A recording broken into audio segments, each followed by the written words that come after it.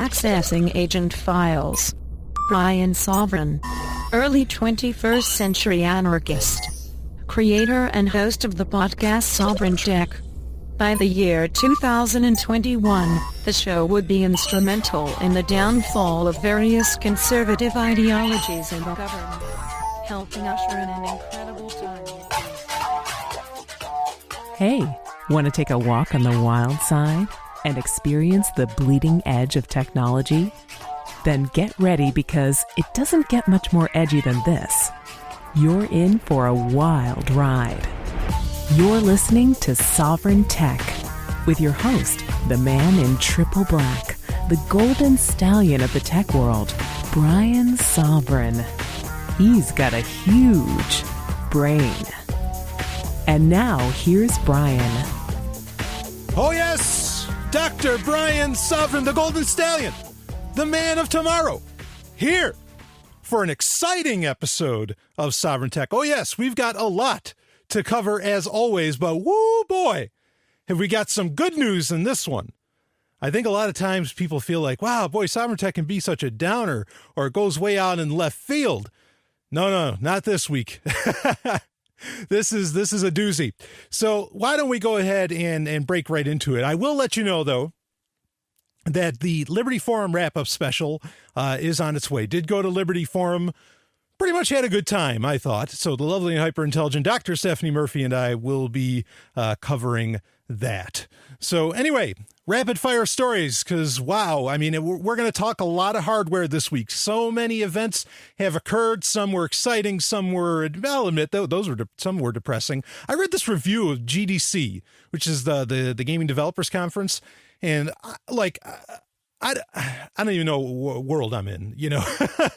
Maybe it's a bad time for me to be a game developer. I don't know, but reading it, I walked away. It was a story on Kotaku. I walked away from it. And I was just like, oh, the world's just really lost its mind. Not that I didn't know that already, but it's really lost its mind, especially when the, you know, gamers are speaking in front of Congress these days, apparently, you know, due to the nonsense that is Gamergate. But anyway, you know, other events that happened, of course, there was the big Apple event. We're going to talk about that. Mobile World Congress. It's been a couple weeks since I've recorded an up-to-date episode of Sovereign Tech. So a lot of these things have happened, and some information has come that, you know, I didn't really get to talk about in last week's, which was very early pre-recorded episode of Sovereign Tech. So we're going to get into all of that. A lot of events happening, all, you know, and so let's cover some of it. But I'll admit that this first segment of the whole show this whole first segment is going to be largely about hardware. But let's start off with just a touch of software in the random access, and that is Cortana. Now, recently I had been asked, hey, which one of these you know, kind of assistant software, personal assistant software things that have come out, like Google Now, or even Blackberries, or, you know, Siri, of course, Apple's Siri. Which one of these is, or Cortana from Microsoft, which one is going to take the cake? And I said that the best one running right now that I saw was honestly Cortana. And it did come out from Reuters that apparently Cortana will be coming to Android and iOS. Now, whether or not that means that they're going to develop for Amazon's platform, perhaps, which really doesn't have a personal digital assistant software. But, you know, I don't know. But then by default, of course, it could work for BlackBerry, right? But the reason I bring that up is because Microsoft has recently been making a lot of their apps, like their MSN apps and others, available in the Amazon App Store. And there's really no good reason not to put them there, since it's totally, you know, it's just Android. I mean, there's no reason. If you can put it on Android, you can put it in the Amazon App Store. And so why not? So that might be coming that way too. And of course, you know, on a consumer level, that makes Amazon's devices all that more appealing. But anyway, Cortana is, you know, as I understand it, I've recently learned about this, that it may be the quote unquote killer app for Spartan, the Project Spartan, which is the new web browser that, you know, that Microsoft's coming out with for Windows 10. And that is going to replace Internet Explorer, because Cortana will be very much interlinked with Project Spartan, as I understand it. So this could be a big deal. This could really, really make Microsoft kind of that king of the software world once again, even though, some could make the argument, considering how many computers have Windows installed on it, that that's still kind of true. Android would be the only OS that would best it. So, I think it's interesting. I'm intrigued to test out Cortana. I'm just going to test it out. I have no need for a personal digital assistant of any kind. Also Cortana apparently, again, you have to trust Microsoft. Let's be clear on this. We're talking on the consumer level. Can show you what information, the bulk of the information that it actually collects on you and what it stores. Now, of course, let's be clear on this. Microsoft is probably going to store that information forever, even though they give you the illusion that Cortana gives you the control of that. But that's better than what Google does. It's better than what Apple does. That's for sure. So, and a lot of people have talked about this recently, that especially we're going to get into what Apple released in this past week here in a minute. But, Siri's really dropping the ball. Siri, there hasn't been a whole lot of improvement in development for Siri in maybe years. I mean, since its inception, really, there hasn't been a whole lot of improvement. In fact, if anything, they've removed features from it. So, who knows? It's interesting what exactly they have in mind with it, or if they want to go into another direction. I don't know. Maybe they're looking into making it stable with the desktop, with OS X, and they just haven't gotten around to it. I'm not sure what's going on there. But anyway, Cortana is coming to Android and iOS. That's pretty much a certainty, and I don't see any reason why it wouldn't. But its functionality in that, I think, is definitely going to be based upon how well does it work on a person's desktop? How good is that transition? Because that's the beauty of Google now, right? Is how well it transitions from desktop to mobile. But anyway, little science news before I get into some of the hardware. This was a story that just came out this past week, according to infrared telescopes, taking a good peek at Mars, they have shown that for about 1.5 billion years of Mars' history, it had an ocean, and a big one at that. As far as its depth, I don't think that's been totally, clarified, but it had an ocean for a while, which lends itself to perhaps having supported life, or not just supporting life, but having life evolve there, which is an interesting concept when one considers lava tubes and other things. And I'm just going to leave it at that. But I just want to put that out there that, hey, maybe some life started on Mars. I'm certainly, open to that. It might not have been complex life. Who knows? But 1.5 billion years to have an ocean, that's a long, long time to allow for a lot of things to happen on such a planet that is considered so dead. But maybe that dovetails nicely with what we were talking about last week, which I have to say, thank you so much, because I went on some really wild speculation there, and that might not have been everybody's flavor. I don't know, because the downloads for last week's episode were the extremely minimal compared to most episodes, but that's fine, whatever.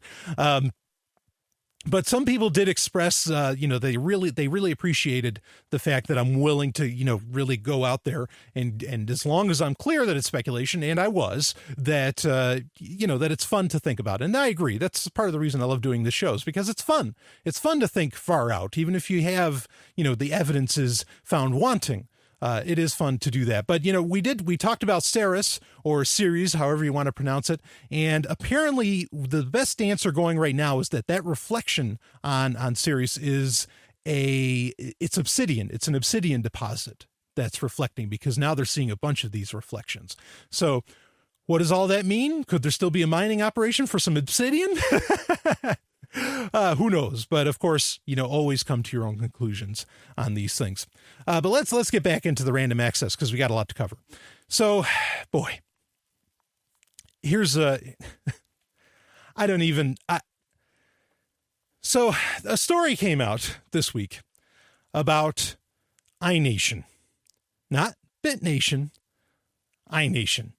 And once again, now it is being headed by a couple of people, David Mondris and Nathan Wozniak, who both are, admittedly, they're nice guys. Okay. But they are heading this new venture and they are concentrating iNation, which is very similar to BitNation. They are concentrating it on the first world, on, North America, Western Europe and all of that, as to where BitNation apparently somewhere, and I don't know when this happened, but somewhere along the line, BitNation somehow said, okay, we're going to help the third world. And I don't know when that occurred, but iNation is going to help the first world. And if you don't already know my thoughts on BitNation, honestly, they all pretty much transmute to iNation.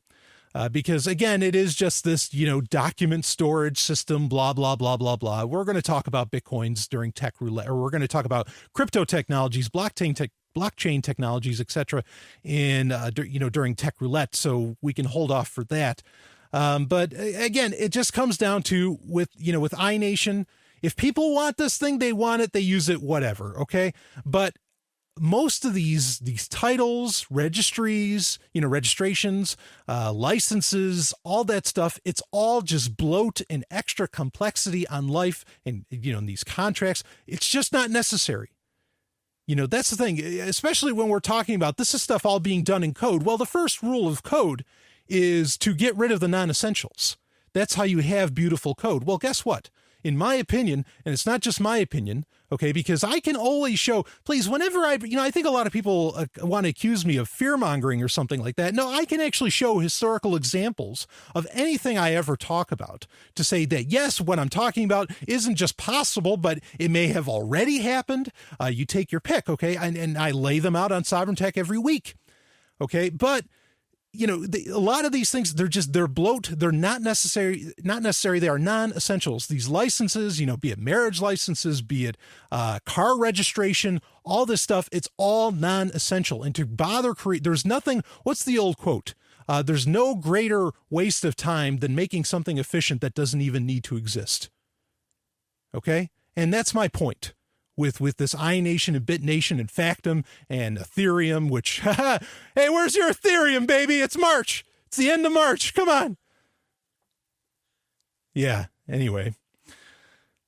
So that's my point, is that all this stuff it's just not necessary at all. Like, and the world would be better off without it.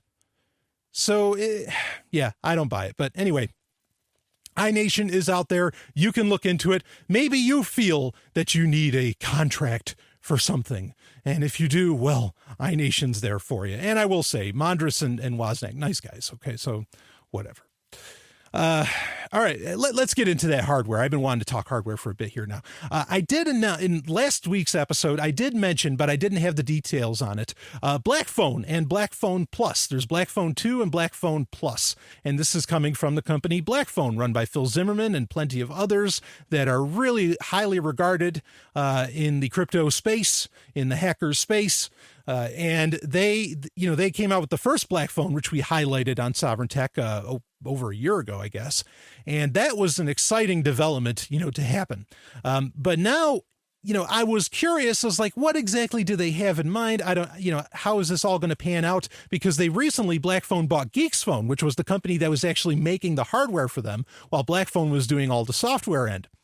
And so I still don't know precisely if they are going to keep you from putting Facebook Messenger onto the phone. Because like I said, as soon as you do that, unless they have some kind of, software like feedback loop or something to keep it from accessing your microphone and whatever, and your contacts and whatever else, I don't know how putting Facebook Messenger on anything could in any way make it secure, or that device could somehow considered to be secure. And so I don't know how that's working, but they have really sewn up everything else. In fact, apparently because they now own Geeksphone, they are controlling the shipping, they are controlling all these things, and they made it very, very clear. At Mobile World Congress, Blackphone did. They said, we are making sure that the NSA cannot get their hands, of course, to the best of their ability, on our devices, because we're going to control the shipping. We're going to control everything. All right. So now I'm not saying that's a silver bullet, but I love their attitude, and I love that that's what they're shooting for. And that Blackphone Plus, which is the tablet, is actually a 7-inch phone. Okay, it's not just a tablet. It's a 7-inch phone. Honestly, I'd rather it just be a tablet, because I think when something has a SIM card, yeah, right. That baby's not secure. In fact, isn't it hilarious We talked about Gemalto, I think last week, or maybe it was the week before, how the SIM cards, all their private keys had been cracked by the NSA or CIA or whoever, and then Gemalto came out and said, oh, no. Like, yeah, they could do this, but it probably didn't happen. And isn't it amazing? Some other security researchers had said this. Isn't it amazing that somehow a company that has operations in 85 plus countries around the world was able to do that deep level of a security, security, research inside of a couple days or a week even? Like, I mean, it's mine. There's no way they could have looked into into that problem as well as they did, or as well as they claimed that they did. So anyway, I think just, and maybe we'll talk about this more throughout the episode, but I think as far as having secure operations, by and large, smartphones are just a lost cause. So moving on, though. So the Blackphone, the good stuff, definitely something worth looking into. They've got the right attitude, no doubt about it. I'm happy that they exist, and they are looking to, work with enterprise environments, which I think is great. So anyway, Project Loon. This is something, talking about the internet being everywhere, and we'll get into more Google in just a second. But Project Loon it's out there, it's happening. This is Google's balloon project where they are going to transmit internet down to the planet, down to the terrestrial realm from balloons circling the Earth. And some interesting information about that is that now it's already been started using in Australia, I think Australia, New Zealand, and there's a couple of other areas where they've launched them. So, but now these balloons, I guess they can stay up in the air for 6 months. We're finally starting to get some data on that, and that they can provide LTE speeds. Now, I thought they were just going to provide 3G, but I guess it's 4G LTE speeds that they can transmit down, and one balloon can cover an area the size of Rhode Island, which is by 50 by 50. 50 miles across, 50 miles north-south, 50 miles east-west, about. I mean, it's more like 49 and 30, I think, but I'm just rounding there. So, yeah, Rhode Island's that small. But, so that's interesting that it can do that. We may want to talk about that a little bit more, considering what the CIA does with what are known as dirt boxes on planes. Are these Google Loon, is this Project Loon, are these Google balloons just proverbial dirt boxes, which are boxes that try to trick and take information and identify various devices like smartphones that you're using around the world? Is that what this is all about? Who knows? So, but Project Loon's out there. It's happening. It's real. It's the first implementation of a lot of this getting the internet to the third world kind of business. And it seems to work pretty well for what it is. I mean, to be up there 6 months and to transmit across that large of an area, that's pretty damn good, I have to admit. So, but more Google news. Google actually, they released, and there's some interesting points to this. So first off is they started a store.google.com. They have a Google store now, which isn't any different really from the Play Store, other than this is specifically for selling hardware. Smartphones, tablets, Chromebooks, you take your pick. Now, there's not, the odd thing is that they did stop selling the Nexus 5. Okay, so everything on the store.google.com website is plural. And the problem with it being plural is that they're only showing off one device for each thing. So I guess you can expect more devices in the near future. In fact, May will be Google I/O 2015. I'm sure some stuff's going to get announced then. But everything they have listed, like they only have one tablet, it's the Nexus 9. They only have one phone, it's the Nexus 6. And the more interesting thing is that they did finally come out with the Chromebook Pixel 2.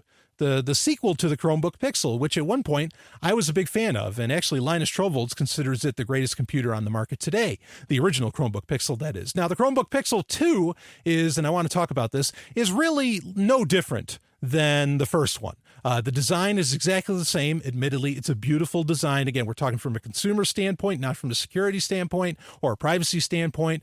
Okay. But it is a gorgeous design. The piano hinge, the little light bar on it that now can apparently in the Chromebook Pixel 2 can actually tell you battery life. I think that's fast. That's kind of a neat little trick to have a little bar that works as a battery meter at the same time. And speaking of the battery, that's the real improvement here. The major improvement is that it can get 12 hours, supposedly, according to Google. So 12 hours, that's pretty damn good for any laptop to get that kind of rating. And that was the big problem with the Chromebook Pixel, and why I never really recommended it to people. The original one was that its battery life was at best 5 hours. That's terrible, especially for something that is running such a quote-unquote lightweight, though maybe it's not so lightweight, we'll talk about that in a second, lightweight OS as Chrome OS is, by comparison, I suppose. So the Chromebook Pixel, I mean, and it's still got that really nice, that high end, that even higher, more pixels than even Apple delivers, that 3x2 screen, and it has, the backlit keyboard, all that good stuff.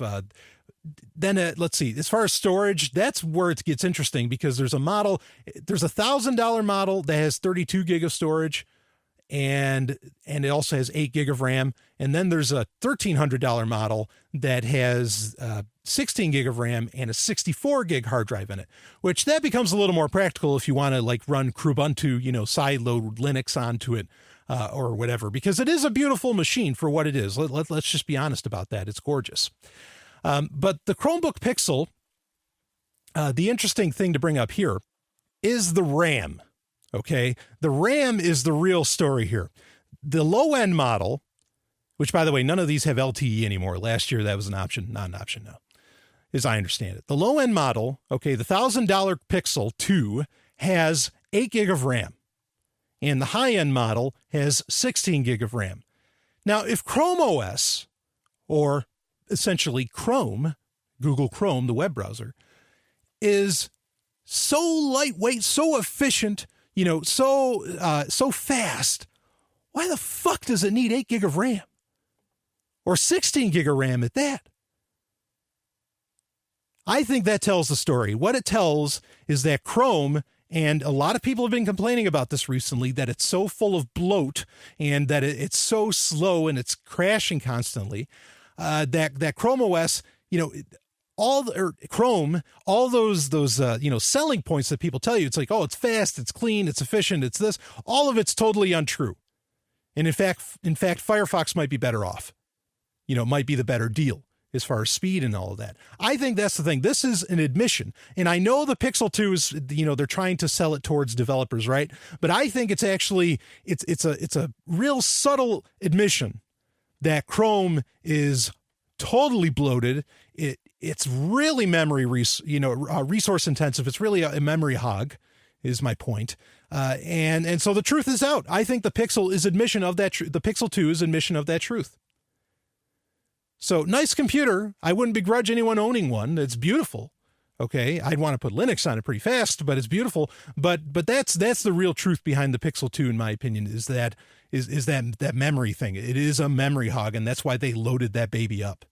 Otherwise, I don't really see you need 16 gig for Chrome OS? What could possibly need that? And maybe it's a hint into their future plans, with Chrome OS, WebGL and all that stuff. So anyway, don't buy the official story. So let's get into our couple of our last bits of hardware here. The MacBook. This is the thing that, boys, got everybody. This is a pretty divisive device, but the MacBook is interesting because what this is, it's not replacing the MacBook Air. Apple, they had their big event, spring forward event, whatever. And they updated the MacBook Air. They updated the MacBook Pro. Okay. And then they released just the MacBook. And the MacBook is a 12-inch device, essentially. And it's a laptop. It's not replacing the Air, but it might as well. It comes in, and this was interesting, it comes in gold, gray, and space gray, which is their version of black. And I'll admit, as soon as I heard that they were selling a black laptop again, I was like, oh. I got a little excited. So they have, it comes in 3 colors, which is very different from what they normally allow for. And the big deal here, it has a dual core processor, all the specs, whatever. It's going to run OS X fine. That's the bottom line there. You're probably not going to want to do any heavy editing with it of any kind or any serious work perhaps, but they do seem to be billing this as your secondary computer. It seems to be more an answer to Chromebooks. than anything else. But the really divisive part about it, because you can expect the usual Apple quality, is the fact that it only has one, other than an audio jack, it only has one port on it. It has that USB-C, which is the where it's interchangeable. You can plug in the USB any way you want, and this works as the charger, the HDMI. It works, the video out. It works as to connect external hard drives and external devices. It's one port to do all of that. And that's where everybody's kind of freaking out. And I think it's kind of unfair. For people to say, wow, this is so dumb of Apple to do this. Well, I remember back when I was an Apple fanboy, back in 98, when I bought the very first generation iMac, Steve Jobs was the man. And I was like, yeah, all right, Steve Jobs is back. I am with this. Let's do this. And I bought me a first generation iMac. Everybody thought it was insane that it didn't have serial ports, because those were incredibly popular at the time. All it had was USB 1 ports all over the place. It did have a parallel port for a printer and of course, Ethernet, but that's all it had. And then it had, it didn't even have, this was the big one. It didn't have a floppy drive. It had a CD drive, but it didn't have a floppy drive. People thought that this was suicide to sell a computer, with none of those features back in 1998. But they were proven wrong. USB became the standard, and Apple really forced that hand. Apple also pushed the industry away from floppy drives. It did so much. Now, granted, I know people will say, well, but also the most purchased USB accessory for the iMac was a floppy drive. Sure, fine. People still needed it, but it was the option. But it still pushed the industry forward. And I think Apple will do so again. In fact, that Chromebook Pixel also has this USB-C where that charges, does everything in one. I think they'll push it forward again. There's no Ethernet ports on this thing. There's nothing. It all works out. Everything's pretty much wireless AC and Bluetooth and all that good stuff on this MacBook. And so I don't doubt it. I think this is going to do fine. I think that this is, in fact, they spent so much time talking about the MacBook. I think it really was to take away, and it's a fine device. I think it was to take away from what they perceive as the failure of the Apple Watch. And that's the main thing that I want to talk about this week, is the Apple Watch. But before I do, look, with smartphones, if you want an iPhone, rock yourself an iPhone, because like I said, I think smartphone security by and large is a lost cause. Okay, it's not going to happen. So having Apple or Google, and Google's already, Android's as bad as iOS as far as tightening things up by and large anyway, you might as well. Okay, I don't have a problem with people owning iPhones. As far as owning a Mac, well, this is the fun. Somehow owning a Mac somehow gets you away with like the whole stigma of, Windows is closed source. Windows, fucking Windows, and all this stuff. And like all these people that use these cases, that make these strong security cases for why you should be using Linux and whatever else. Okay. But if you use a Mac, well, somehow Mac is just as good as Linux. I don't know in what realm, you can even talk to Richard Stallman about this, that's like acceptable. And I use a Windows machine. I'm not saying that. I'm just saying that for whatever reason, the security professionals of the planet, the people creating the decentralized future and all that, use Macs. Okay. So I don't, if someone wants to make a case that Macs aren't secure, well, then we've got a huge problem, because anybody developing for, the shit that I'm excited about anyway is using Macs. So go ahead. It's fine. If you're asking me, is it a good idea to buy a MacBook? Apparently it is, because that's all Silicon Valley uses. So go for it. But anyway, this same event that showed off the MacBook showed off and gave a lot of the details about the Apple Watch. And boy, this is the real story here, because if you ever needed more proof that it's going to be a flop, Kevin Rose, who I like Kevin Rose, he's actually an Apple fanboy, so this is interesting. And also he is a big fan. I use the app Watchville, because I dig watches. I wear watches. I've worn a watch forever, and I'll talk about that more in a minute. Okay. But he wrote up a story on TechCrunch.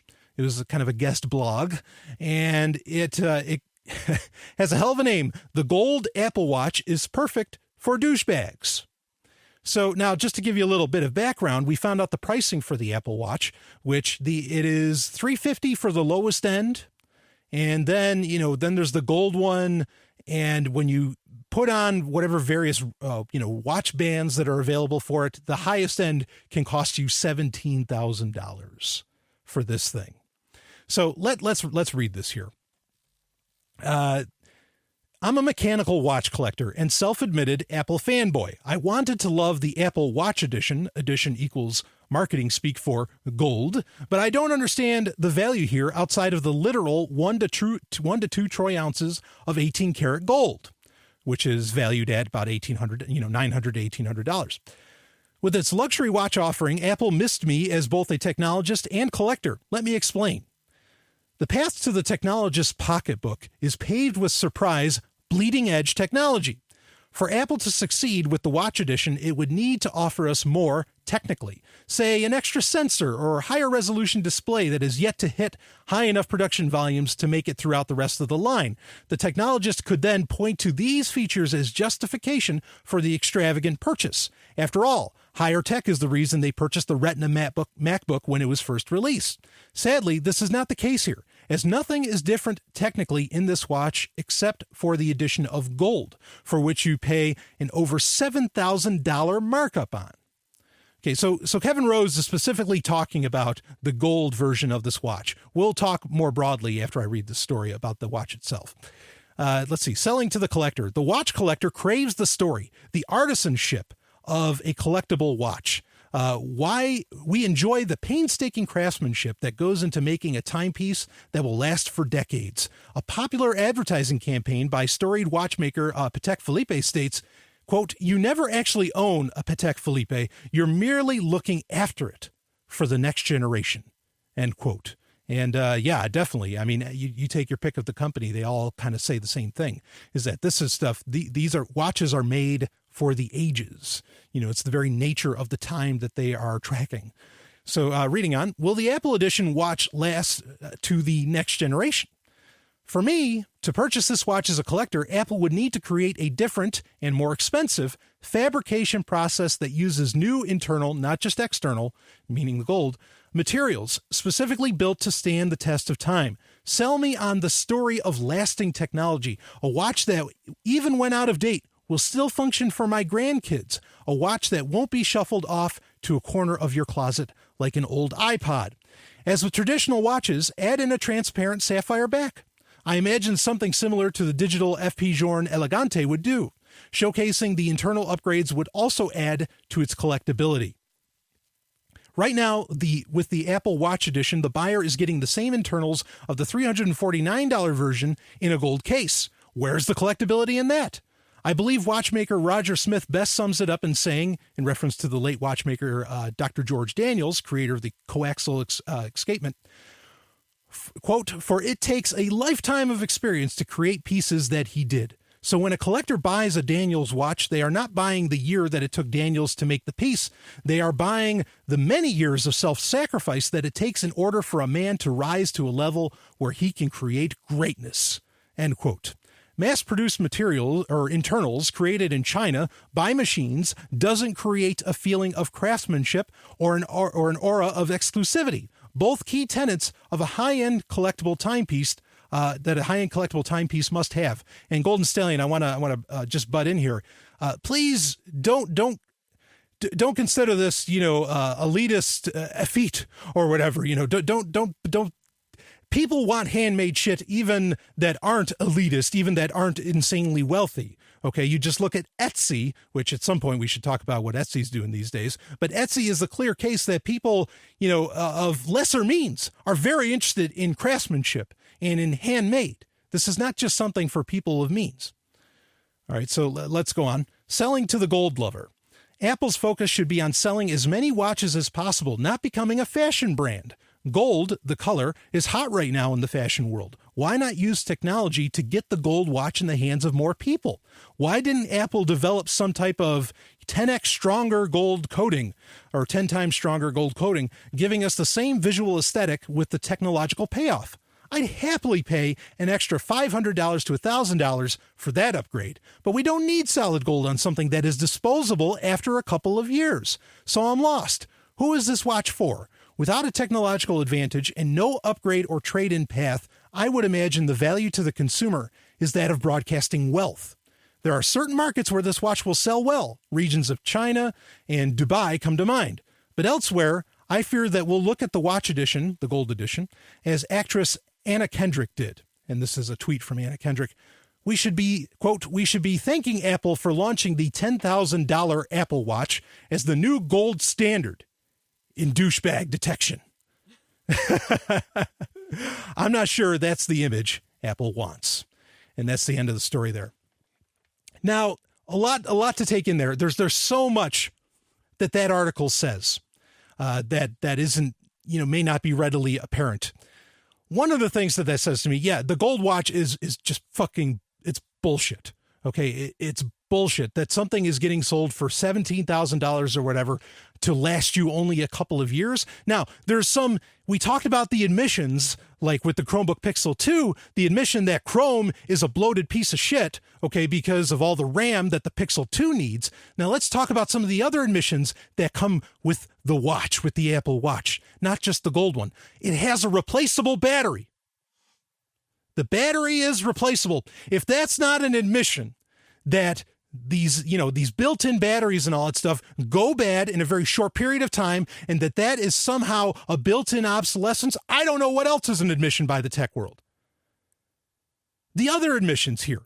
Kevin Rose clearly lays out there's ways that you can make this more indestructible, more beautiful. There's so many things that you could do that are available that would cost $500 to $1,000 more. And here's the thing. If you could buy a computer that was practically indestructible and meant to last the ages, and it only cost you $500 to $1,000 more, I would absolutely hash out an extra $1,000 to have a computer that would last me a lifetime.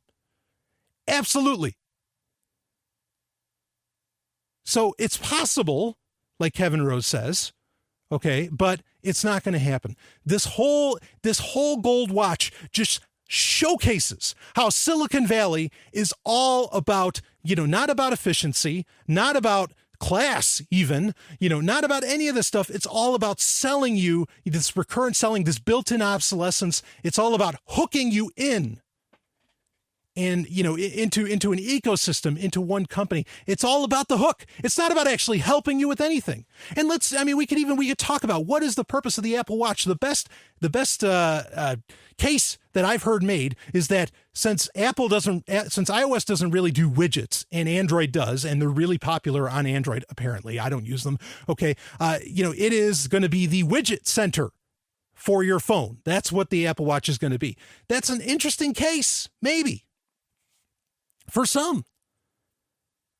But you're going to have to charge this every day. I mean, there's just so much wrong with this. And Kevin Rose highlights, even with the gold watch, that whole article speaks for the whole idea of the watch itself. And I hate the crap that's going on, that people are talking about. Like, there's statistics going around saying, well, anybody under 35 doesn't wear a watch. Bullshit, man. I'm 33. I've been wearing a watch for 20 years. I still do. And mine's pretty damn smart. It's got a calculator on it. Woo! This is nonsense. Watches are fine and dandy things. Okay, I like watches. But part of the thing that's great about watches is that you don't have to charge them every day, that they last, with the battery in my watch, it goes 10 years. 10 fucking years. There's a point to it. None of these people that are developing the shit or that use this shit live in the real world. There's no real world application in anything that they're doing. With the smartphone, it was a very different story. There was some real world application for that. The cell phone made a degree of sense. Portable communications. It was just, beefing up. All it was doing was beefing up that which is the CB radio. But this stuff, is there anything wrong with it? Maybe not, okay? But let's keep in mind that the person buying this stuff, boy, you might want to think about how smart they are with their money. I'll be back with more. Hypercronius is coming.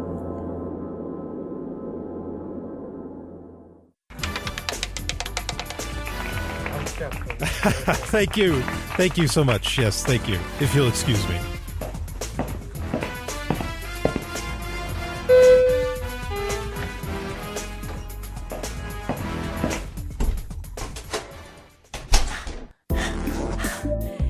You're not Natalia. Who are you? Oh, hello, Mr. Sovryn. Natalia is on another mission. I'm Elizabeth. I'm here to debrief you. I'd love for you to debrief me, but how did you get in my room? The bellboy let me in. Well, hooray for the bellboy. Tech Roulette. It is time for Tech Roulette, where I cover the stories that get sent to me through the various channels available. Of course, Twitter, that's at Sovryn Tech. And there's Brian at ZomiaOfflineGames.com, which is the email address for the show. There's BitMessage. If you go to SovrynTech.com, you get links for all the stories we talk about in the show notes. And then you also get all the ways you can communicate with me. All that information is right there. And if you want to send me a encrypted email, of course, there's anarchy at protonmail.ch. And there is the PGP key for Brian at ZomiaOfflineGames.com. The public key is available on the MIT servers. So plenty of ways to get in touch with me. Please, fortunately, that's never been claimed against me that, boy, I don't know how to get in touch with you. Are you fucking kidding me? Even my Telegram's public, at Sovryn. You can find me.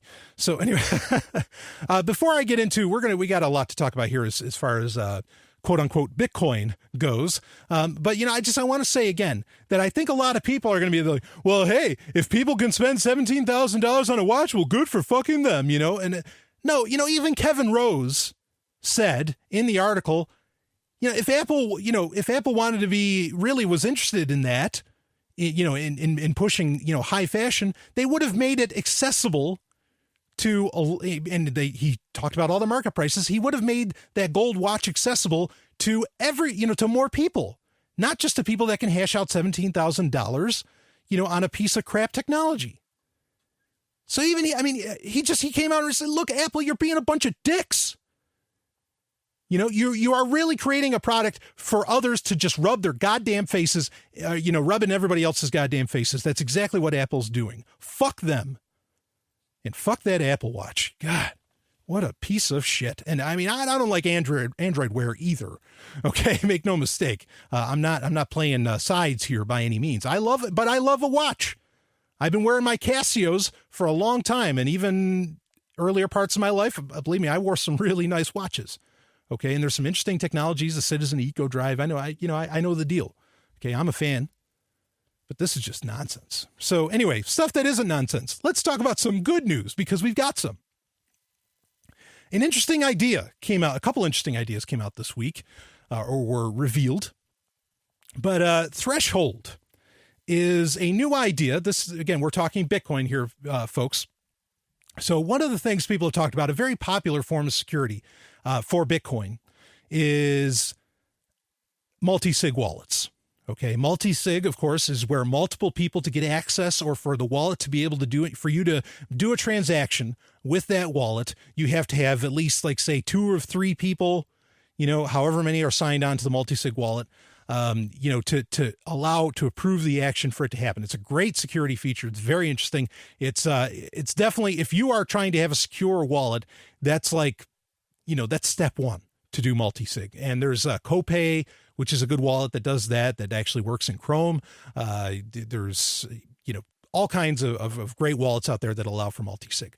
So, but one of the problems with multi-sig is that, and we'll talk about this more in a second, one of the problems is that it transmits, essentially, it transmits like all of a multi-sig wallet, transmits there's no anonymity. It transmits all the actions that are going on with that wallet with a bunch of different parties. It's pretty ugly business with that. And so there's been a development called Threshold that is going to try and solve that, from essentially keeping the blockchain from seeing everything that's done, with this multi-sig wallet. And so I thought that was a pretty cool idea to look into. I put a link in the show notes so you can read more about Threshold, if you want to get into that. So I think that's exciting. But, something that happened this week with just in the past couple of days with Bitcoin was this company Chainalysis. And Chainalysis.com, is the website where you can read about what they do. And Chainalysis, what they were doing, well, let me read what Chainalysis does here. Chainalysis offers a service that provides financial institutions with the means to obtain regulatory compliance through real-time analysis of the blockchain. Chainalysis customers get access to an API that allows them to determine which entity a transaction originates from and whether the flow of funds originate from someone they would want to do business with. In other words, it automates the travel rule. So one more line. Chainalysis achieves this by doing sophisticated, in-depth, real-time transaction analysis to determine unique entities within the blockchain. How does it do this real-time, in-depth transaction analysis? Well, Stanley will tell you how it's done. It's done by a Sybil attack. Now, a Sybil attack is in a peer-to-peer network. A Sybil attack is where there is one party. This gets done with Tor. This gets done with a lot of peer-to-peer systems where someone will mimic. They will, they will fraudulently be a like a server or a node within this peer-to-peer network. Okay, so what Chainalysis was doing was in various wallets and systems, they were forcing those Bitcoin transactions being done from those wallets, from those systems, to contact their nodes, Chainalysis's nodes. And that way they knew what transactions were happening. It's a huge blunder. It's a scandal, honestly, going on right now in the Bitcoin space, because a whole lot of anonymity just got lost, no matter how hard you were trying. So the Sybil attack is serious business. And, one of the concerns for me is, in this case, and believe me, we're going to talk about a great solution here in a minute. One of the concerns for me here is that, I talk about identity systems all the time. Well, I'm not the only one. Half the fucking blockchain, or 90% of the blockchain space, talks about identity systems because they can't wait to have them, baby. Woo! Sign me up. My name is blah, blah, fucking blah. And I want everybody to know it because I am proud. And that is one of the answers to a Sybil attack, is that you create an authentication system, an ID system that attaches to, let's be clear on this, that attaches to a real life identity. Okay. Now, some, and I don't blame them, some get a little conspiratorial with this and say that this Sybil attack is actually a backdoor, not a software backdoor, but a life backdoor into getting into people's heads that, hey, we need some accountability systems built into Bitcoin now. We need some ID because otherwise this kind of bullshit's going to happen. When they don't realize this, that's the way I think a lot of people are thinking right now, is that they want that. So I don't blame people for getting kind of conspiratorial about that, but that's not the real concern. The real concern is that these people that are wanting ID systems now, wait a minute. You had a crack on the anonymity. You're concerned about the crack on anonymity because of a Sybil attack from Chainalysis, and yet what you're wanting is a system that doesn't allow for anonymity to solve it? I'm pretty sure I just heard crickets. Are you kidding? Now, there's ways to solve Sybil attacks that don't require necessarily the use of an attachment of a real life identity. Okay. Real life identity being that your Bitcoin wallet is attributed, or like my Bitcoin wallet would be definitely attributed without question to Brian Sovryn. It'd be somehow, they code that shit in. The other way to do it is to attach location data. But either way, you have to have some degree of tracking upon the person using said Bitcoin wallet or said system to solve, the possibility of Sybil attacks. Okay. Even that, while that doesn't attach to your real life identity, it still attaches to your real life movements and your real life actions. Okay. Which I don't care for. It's an old saying in America. Okay. But better a dangerous liberty than a safe tyranny. And honestly, I'll take all the Sybil attacks on planet Earth. Bring them on, baby, and we'll solve them one by one. Okay, before I would want any kind of system for Bitcoin that relies upon tracking my movements, that relies upon my Bitcoin wallet being attached to my identity, to who I really am, or to anyone else's. It defeats the whole point of the thing. read Satoshi's works. And does it have to stay with Satoshi's, thinkings? Of course it does not have to do that. Okay. But there's a lot of good reasons that he thought out what he or she came up with. Okay. And a lot of it was meant to be, a degree of pseudonymity or anonymity or the possibility for anonymity. And so this is ugly. The Sybil attack is absolutely ugly. All right. But I think that there's a really, really good answer out there, and it got highlighted this week, and I want to talk about it. And I'm going to read a story from TechCrunch of all places, which I'm glad this is in TechCrunch. And it's what you need to know about zero knowledge, because that's part of the real answer to this is zero knowledge. Let's read it. Anonymity, privacy, how quaint. We live in a world bedecked with ever more cameras, ever more sensors, ever more drones, ever more data, ever fewer things that can be hidden. TLS and Tor can hide your online browsing, true, but realistically, everything important you do, online or off, can easily be audited and tracked. True, you can still send private messages. Signal, Redphone, TextSecure from Open Whisper systems are the gold standard for secure messaging, and dark matter looks interesting. But if you want to go beyond messaging into transacting, your luck runs out. Consider Bitcoin. It's infamous as the currency of choice for dark markets, but it's also quote, in a sense, the least anonymous money that has ever existed since every transaction is observable by anyone with a Bitcoin account, end quote. To quote economist David Friedman. Just ask alleged Silk Road kingpin Ross Ulbricht, who had 700,000 Bitcoin on his laptop directly traceable to Silk Road accounts. You can't ask for payment in unmarked Bitcoin. There's no such thing. Claims that, quote, large European companies may eye Bitcoin as an option for securing their data and keeping it private from the United States, end quote, are currently comical. Sure, you can tumble your Bitcoin payments, i.e. have them mixed and mingled with those of strangers, or perhaps use a service like Dark Wallet, which is essentially a distributed tumbler, but then you have to implicitly trust that service to protect your anonymity and not keep your money. Well, that's the inevitable downside of a single global distributed ledger, right? Anyone can look at it. Stands to reason. Or so you'd think. But you underestimate today's mathematicians and cryptographers at your peril. By the way, real quick, kudos to TechCrunch for pointing out that the Bitcoin blockchain itself is a centralized system. I've said it. David Irvine said it from MadeSafe. A lot of people have said it for for some time now. I've been saying it for over a year, that no, it's not decentralized. The blockchain itself is centralized. Let's read on.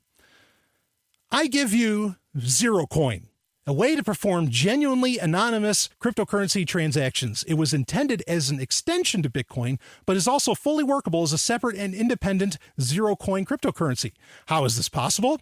The concept is elegantly simple. Zero coins are drawn from a collective escrow pool, which is defined, notated, and maintained on the host currency's blockchain, and each coin's transaction history is erased when it emerges from the pool. Transactions are verified by means of zero-knowledge proofs, a mathematical means to prove a truth without having to reveal any further verifying information. Okay?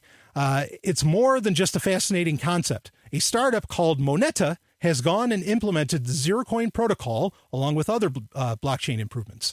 Their Genesis block, the launch of their blockchain, is scheduled for the next few months. Boy, you want to keep a lookout for that. Meanwhile, the Zerocoin people have expanded their initial proposal into an even more anonymized protocol called Zerocash. Zerocash is not entirely trustless. It has to be initially set up by a trusted entity. Thereafter, though, its blockchain would allow transactions that did not contain any public information about their sender or receiver or amount. But all of these things can still be verified using zero-knowledge proofs. Indeed, quote, such proofs are less than 300 bytes long and can be verified in only a few milliseconds, end quote. They are memorably known as ZK snarks for zero-knowledge, succinct, non-interactive arguments of knowledge. I get a boner reading that. I mean it. God damn, I love it. So, and that's one of the original arguments. Zerocoin, Golden Stallion just butting in here for a second. Zerocoin is not a new technology. This is something that Matthew Green from Johns Hopkins talked about doing, Johns Hopkins University, that is, talked about, implementing a couple of years ago, I think. And one of the reasons that it was kind of, people are like, no, we don't want to do this, is because doing the zero knowledge proofs, or the Zeke snarks, or however they want to pronounce that, required a good chunk of time and a good chunk of data. Both of those, with Zerocash now, both of those problems have been pretty much solved. Okay.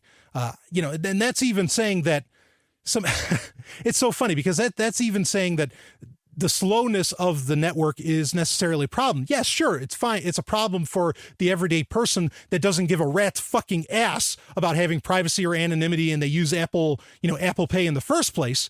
It's not a problem for me. I don't mind having a nice little chat with whoever the hell I'm buying stuff from. Reading on. But let's not get too excited. Let's throw a little cold water on these fever dreams. There are hundreds of would-be Bitcoin successors out there, and everyone has failed to supplant the king of the heap.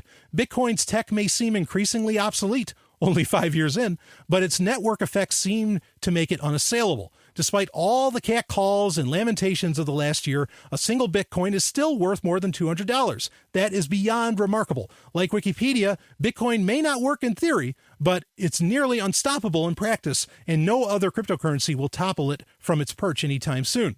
That's why pegged sidechains are important. I've written about them before. Basically, there's a way to exchange Bitcoins across an interwoven braid of many blockchains and thus extend the protocol without having to somehow overthrow Bitcoin's primacy.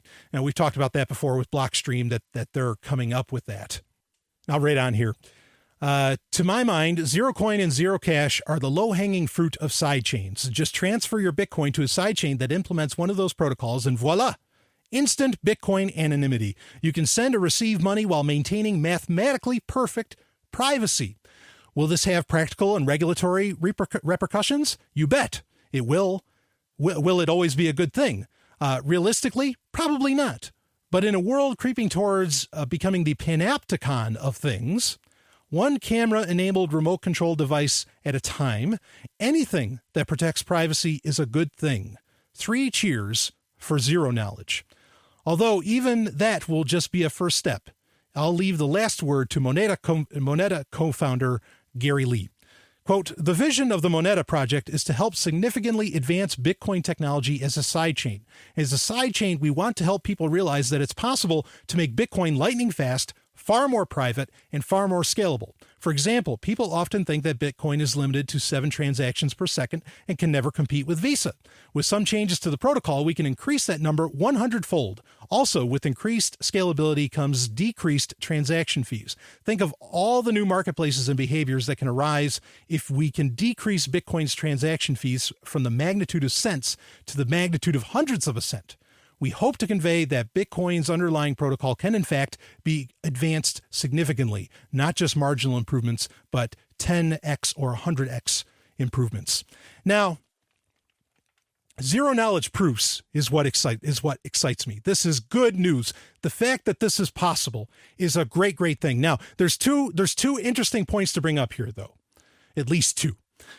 One is, all right, I have to admit, now, Matthew Green, who is the developer of Zerocoin/Zerocash and his team at Johns Hopkins University. These guys are not anarchists. And so, go however you want to trust them.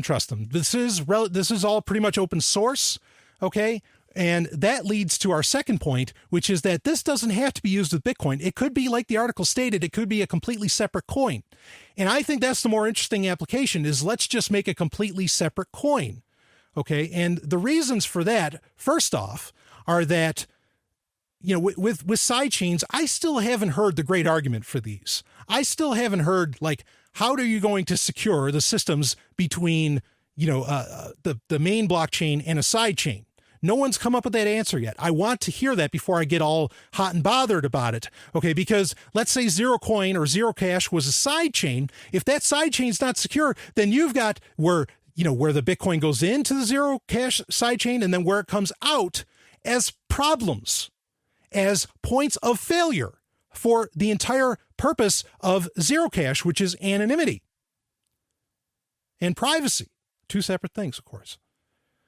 All right, so that I don't dig that. Now, so what would I like? Well, I would love for this to get implemented into an altcoin of some kind. Hell, let's completely revamp Litecoin. It's already got some value, and just toss in all these Zerocoin features. Boy, that would make Litecoin viable in a heartbeat, wouldn't it? But why didn't that happen? Why? In fact, like I said, this technology's been around for a couple of years, Zerocoin and Zerocash. Why hasn't anybody implemented it? Because perhaps the people those that want, those that have a lot of the real power, not necessarily the people, but those that have a lot of the real power in the Bitcoin space don't want it. They don't want anonymity. They don't want privacy involved. They want this all to be open. They want regulation to fit in. They want to be able to have regulatory compliance and all this stuff, which zero knowledge proofs anyway, would toss right out the door. Don't believe me? You don't believe me that people want that?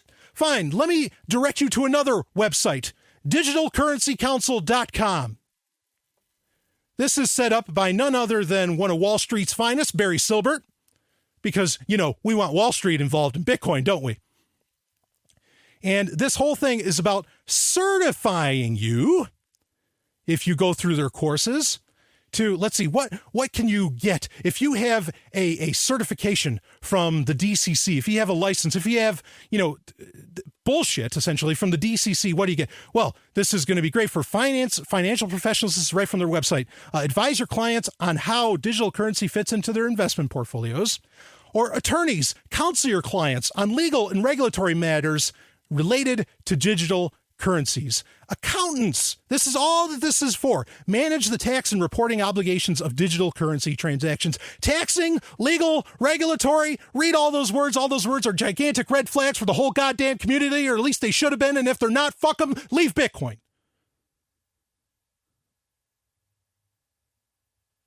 Regulatory matters? In fact, you know what? If a business, whatever size that business is, if a business should only trust people that have certification from the DCC, then the democratization of money that supposedly Bitcoin is a load of shit. It's a crock. No, it's not. If it still requires some asshat from Wall Street to tell me how to use it. I thought we were supposed to be making Bitcoin simpler. Now it looks like it got a whole hell of a lot more complex. You kidding? So, end of the day, guess what? We have the technology that does pretty much everything I want it to do. Zero proof knowledge. We have zero coin, Zerocash. The shit's open source. It can get implemented into any altcoin. Could be its own altcoin. Good. Do it. Let's roll with it. And, drug dealers, hookers, all my friends, jump on board, baby. Because we got us a real piece of money right now. It's a lot, it's propaganda. It's propaganda that Bitcoin is somehow the end-all, be-all of money, and that's where we should put all of our efforts. Bullshit. That's the antithesis of growth.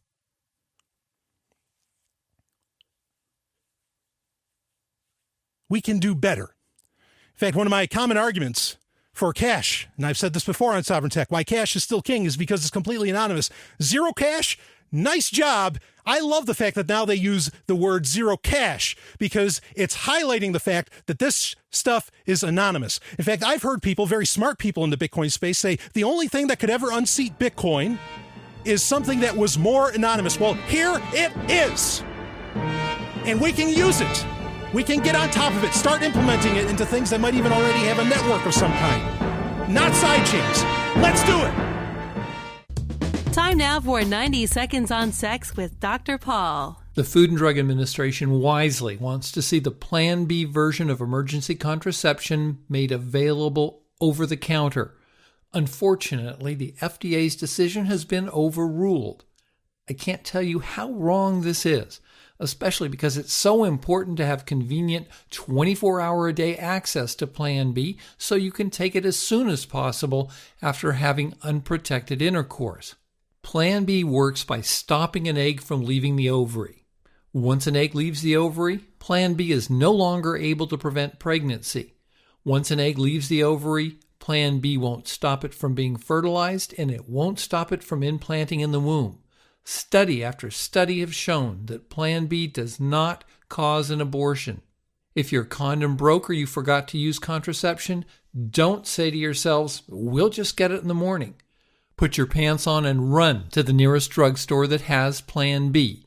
You're in a race against time because a woman needs to take Plan B before she ovulates. As for side effects, Plan B is just an extra dose of a certain kind of birth control pill. For most women, the worst side effects are nausea, headache, or dizziness.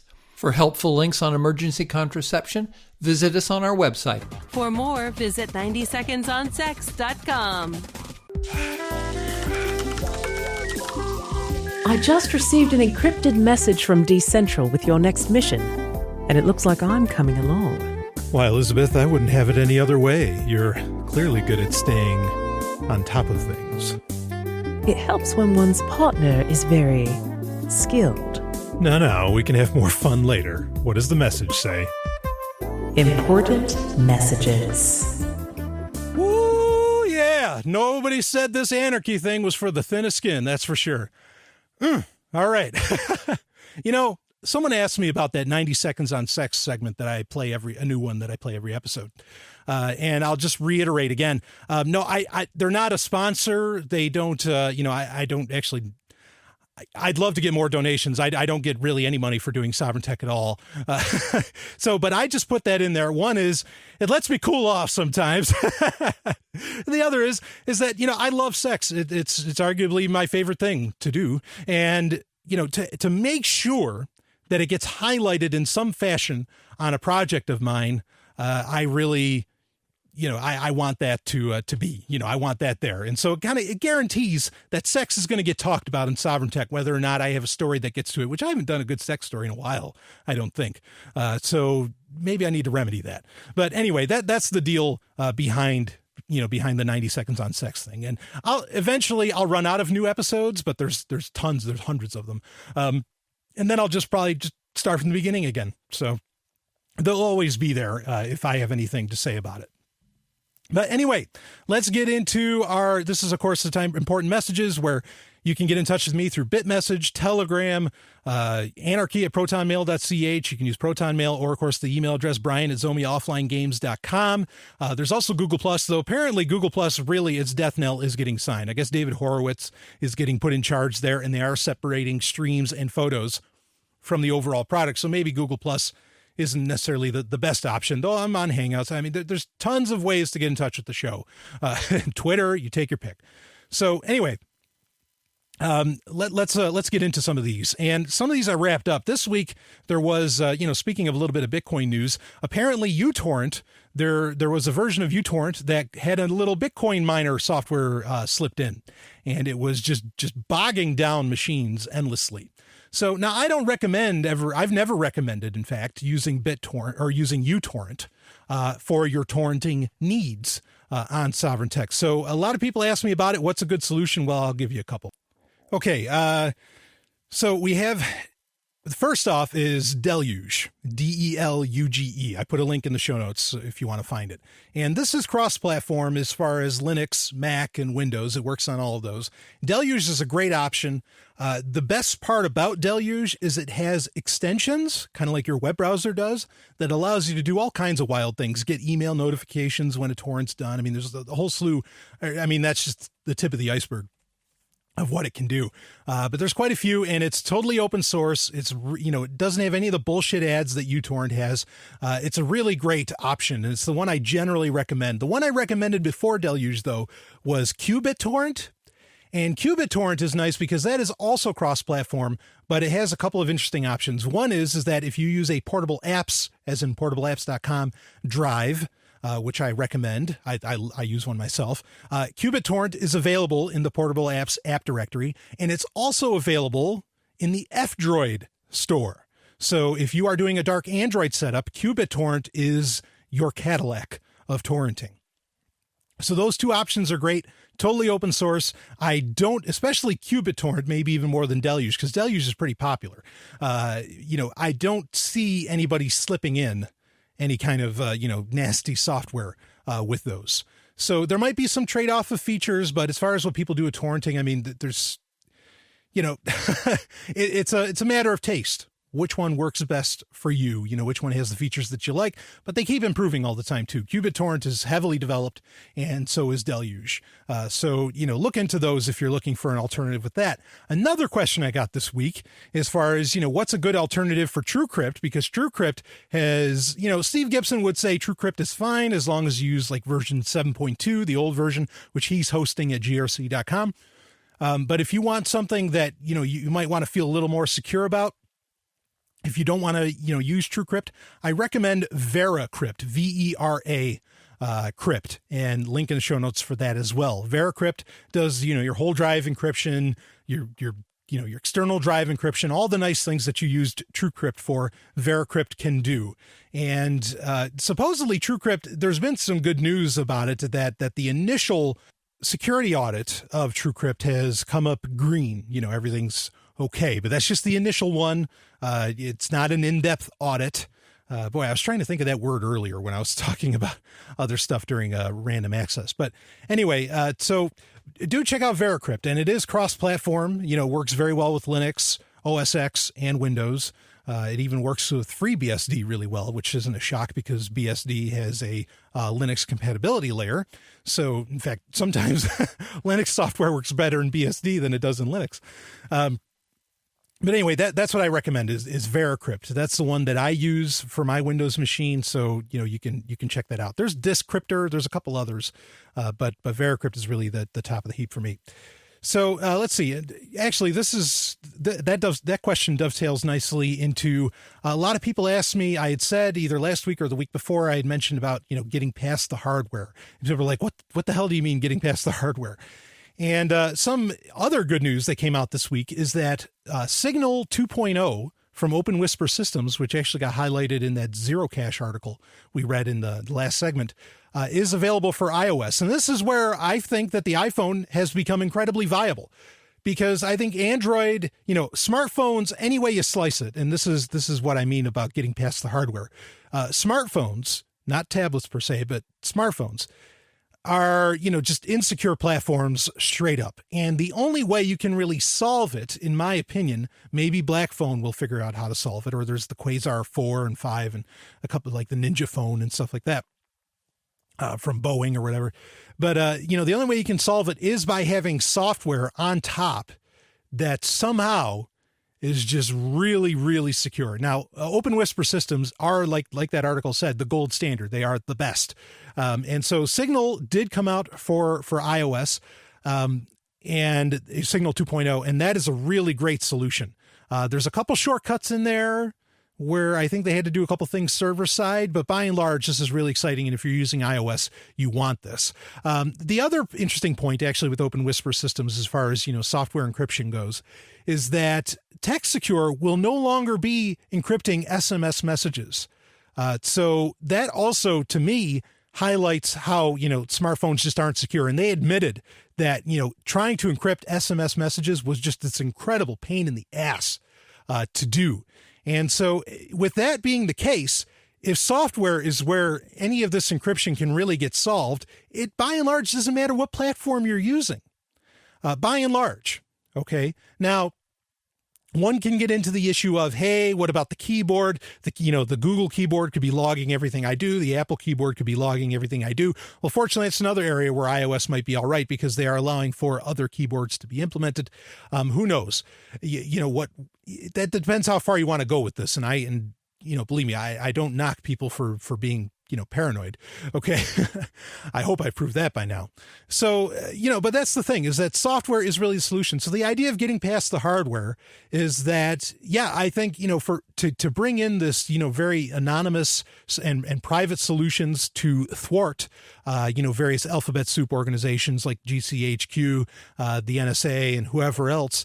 It looks like that battle is going to largely be won software-wise. Hardware-wise, the best thing we've got, I mention it every show, is the LibreRoot X200, which is a revamped ThinkPad that is, all the firmware is backwards engineered on it and everything. That's how far this stuff has to go. So software seems to be the, as far as getting ease of use and quick outline,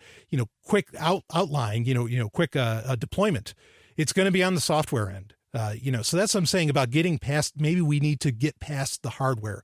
Something else, like you think of Tails, as Tails, the operating system, you load that onto a USB drive, and maybe that's what we'll do, is just everybody will have their own OS. This is kind of what Portable Apps does, portableapps.com, where it's kind of your own OS, and you just do everything in there, and then you walk away from the machine. And there's a lot of other interesting implications for this too, where there's a new laptop from MSI, and there's another laptop out there that's doing this too, that come with They're really thin, like 15-inch gaming laptops. I think it's the Ghost 60 or something like that. And it comes with a gaming dock. And what this gaming dock allows it to do is it allows it's just like a dock that a lot of laptops use that adds on ports or whatever. But this one, you plug in you attach your laptop to it. And this dock has like a surround sound, sound bar speaker on it. And it has an NVIDIA GTX 960 built into it. So it has a more powerful video card, and it will allow the laptop to access that. And I thought that was really interesting. I don't think people really appreciated just how forward thinking this is, as to where you could just have, emplacements all over the place where it has a lot of the heavy duty hardware that everybody could kind of share, but everything you do gets done on maybe your some kind of pocket form of hardware, or off of a USB drive or something like that. Maybe that's a real solution, is to where, you don't necessarily have your own machine, but any machine you interact with, you can turn into, your own, in a very real sense. And so I think that's an interesting development. That's kind of what I meant about that. I'm still formulating a lot of what I mean about getting past the hardware, because I still want to see a lot more open source hardware getting developed, which is starting to happen. But boy, it's an area that's ripe for some entrepreneurship, I think. But that's kind of what I had in mind. So I hope I explained that decently well. I just wanted to kind of give you a heads up and not leave you hanging there. So let's see. What do you think is I want to get through a lot of these questions. I have tons. What do you think is the real reason behind the push for wearables? Well, it's good, because we were talking about wearables earlier in the show. And honestly, I think the real push for wearables, the real reason, because we can't really make sense of, why this is. I mean, Kevin Rose made a great point of why a Rolex is valued so highly. He talked about the craftsmanship and all that stuff. And like I said, you don't have to be, a rich asshole, okay, to appreciate that, because Etsy is clear case that no matter what realm you are in economic, in the economic strata, okay, people want good handmade shit. So he made that great case for that. But why this time? Why are these? What's the deal with these wearables? Okay, is the point. Let's just get right into that. And I don't think it is any kind of like status symbol nonsense, like we were just kind of describing. I don't think it has anything to do with that. I think it all comes down to biometric marketing. And that's a real word. Okay. And I'm an advertising exec. I know I get newsletters that talk about all this stuff. And as soon as I heard about biometric marketing, I was like, this is why Android Wear is a big deal. This is why the Apple Watch is a big deal, because they want to be able to detect how you're feeling, what's your blood pressure, all this stuff, so that they can feed you bullshit, on your watch or on your smartphone or even on your computer, because it's all cross-platform, right? Cortana is going all the way across. Okay. So they can feed you ads or feed you what you need to see. And the scary part with that, let's not kid ourselves. The scary part with that is Facebook's behavioral modifications, right? Remember how they were messing with some odd 750,000 people, I think it was, and, trying to get them depressed and just messing with their heads. Biometric marketing is, marketing alone is often scary enough. Okay. But biometric marketing is to the nth degree. It really, really is. In fact, that reminds me with biometric marketing, talking about how it could be controlling. There's a really famous video where a person goes to order a pizza. This is in the future. A person goes to order a pizza, and the person taking the order for the pizza over the computer says, "Oh, well, I noticed you didn't get your run in today, so you really can't afford to take in these calories," and it restricted him from getting the pizza. So, let alone the fact that it'll push stuff for you to buy on you, but at the same time, it has that real potential to be kind of controlling. Okay, so keep that in mind. I think that's really what wearables is all about. What a lot of this is about is biometric marketing. So let's see, another technology. Why aren't there flying cars? I love this question. I don't know if I've ever done it before, but it's gotten asked again. And so good, I get to break into it. The reason that there aren't flying cars is not that the technology does not exist. It does exist. There could be flying cars right now. The reason is, yes, it's government. That's the answer. But let's be a little more specific. The reason is borders. What's to stop a flying car from going into Mexico? It's all about borders. So anybody, listen to me, anybody that complains to you that there aren't flying cars and yet they want to close down the borders because they're afraid of some quote unquote dirty Mexicans, they're not dirty, okay, coming over, they're the problem. They're the entire reason we don't have flying cars is because of this whole border, protection bullshit. Okay. In my opinion, that is the entire reason for that. So, I mean, and when you read the FAA regulations on borders, I mean, because the FAA would regulate flying cars even if the government allowed for them, you can see really quickly why they will never take off. So that's the whole deal behind that, why I think there aren't flying cars. It all has to do with this ridiculous notion of invisible lines on a map. Hypercronius II I kind of gave that away in shortening the email there.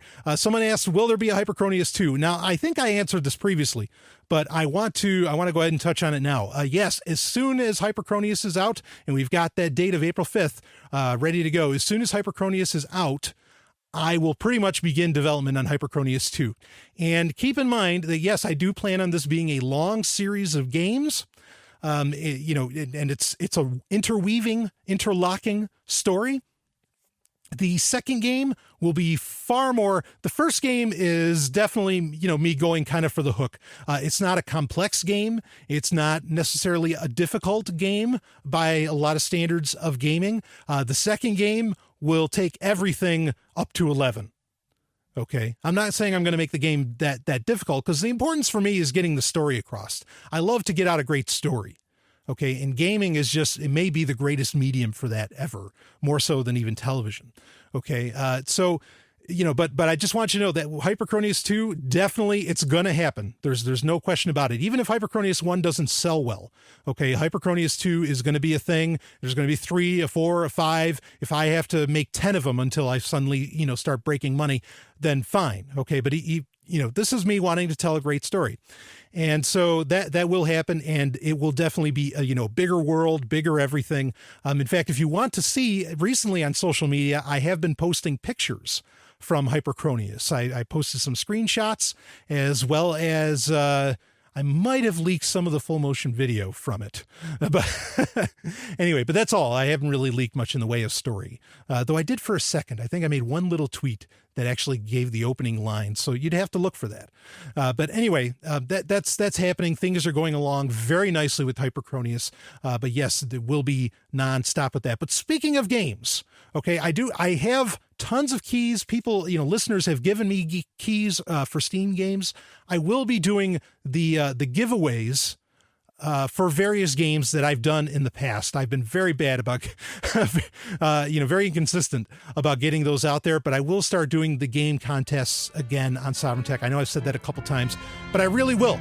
It's just Hypercronius is taking so much of my time, that I can't really get that all set up and spend time on that sort of thing. So anyway, I'll be back with more. This is Sovryn Tech.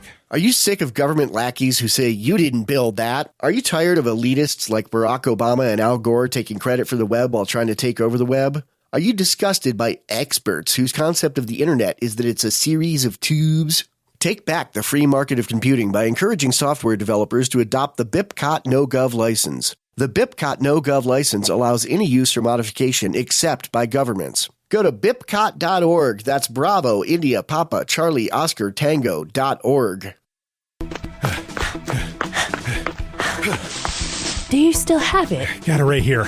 How does this affect System D? I don't know. The message just said it was important. I think we need to find out more about this. Tool of the Week. It is time for Tool of the Week, where I talk about maybe a piece of hardware, piece of software, a website, something like that, or even some kind of tool, literal tool, that can be used, that's open for you to use and can help you with, your privacy, pretty much with protecting, your proverbial, or not proverbial, but your, what many would equate to rights. So, as well as something that sometimes it's just fun, right? But this is definitely something that is really, really useful as far as gaining back some privacy and anonymity. And this actually came from a great listener of the show and a good friend. And it's tutanota.de. So the .de is a clear indication that this is from Germany. And boy, talk about people that talk about a country that is interested in reclaiming some privacy based upon what the NSA and JCHQ did to Merkel, right? Tutanota is a kind of like whiteout.io, kind of like protonmail.ch, where it is a nice, simple PGP solution, a web-based solution at that.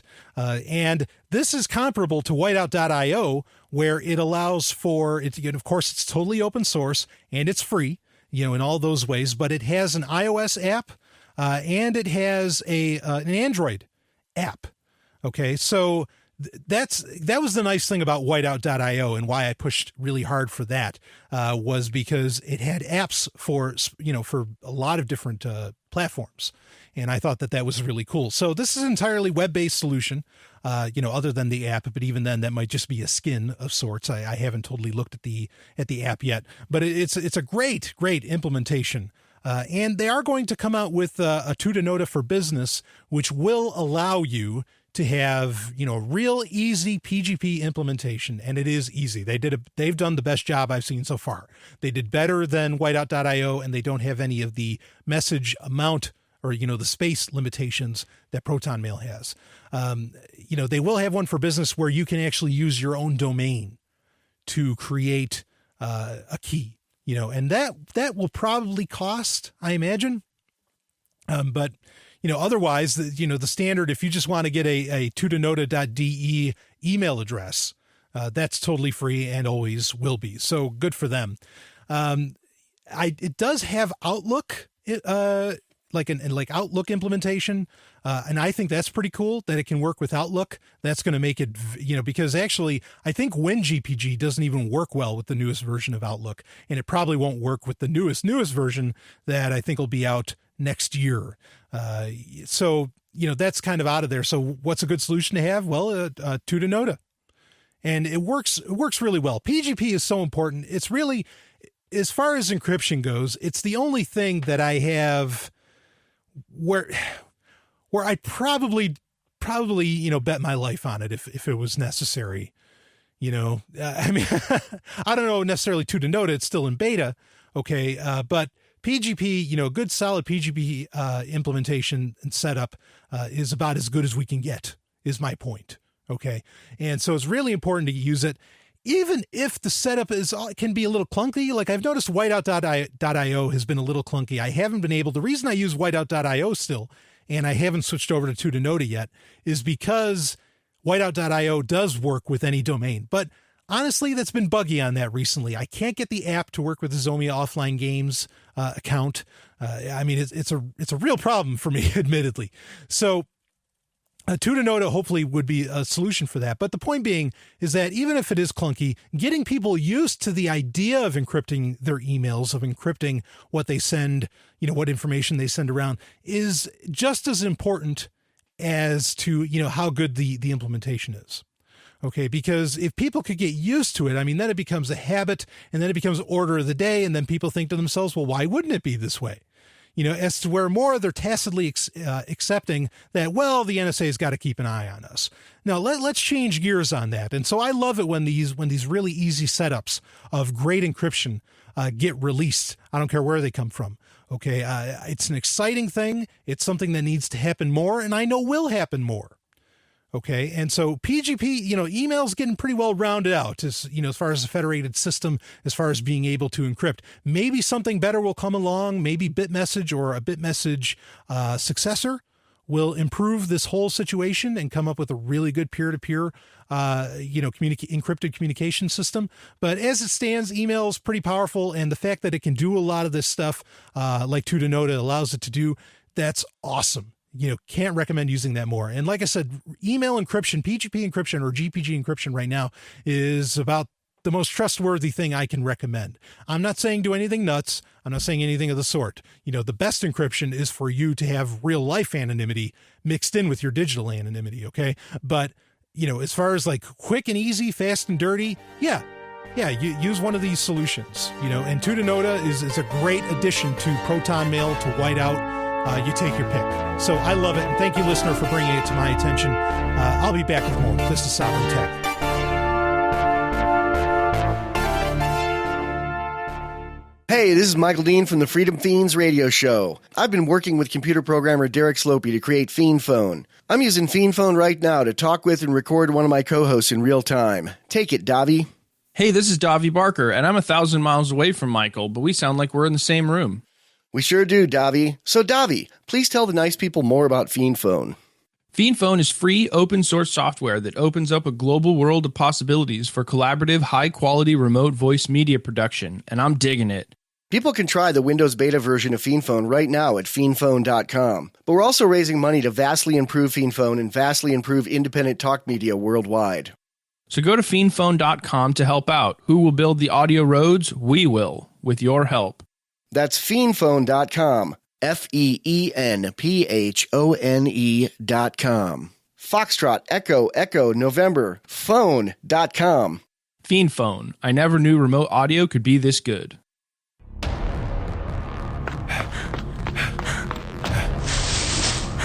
We're never going to make it out alive if those blockchain drones get off the ground. I can handle that. You just find us another ride.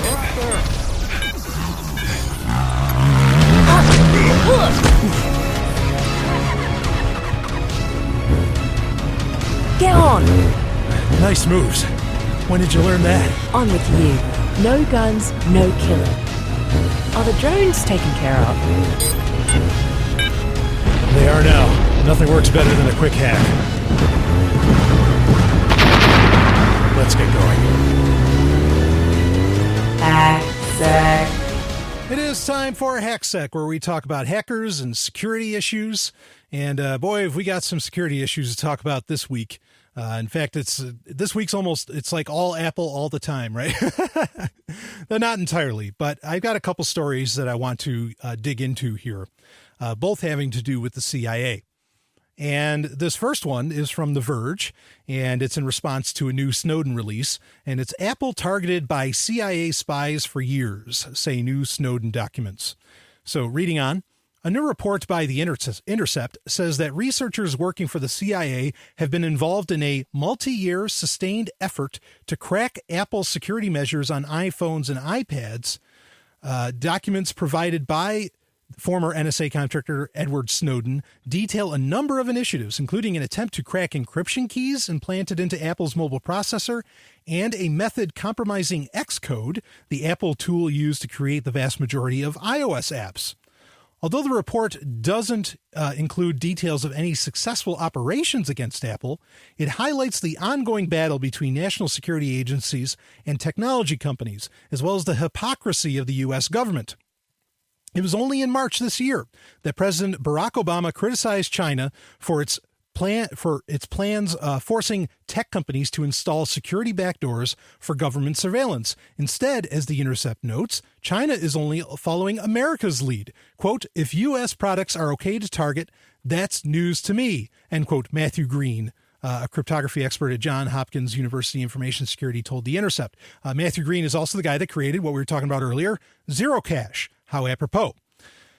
Quote, tearing apart the products of U.S. manufacturers and potentially putting backdoors and software distributed by unknowing developers all seems to be going a bit beyond targeting bad guys. It may be a means to an end, but it's a hell of a means, end quote.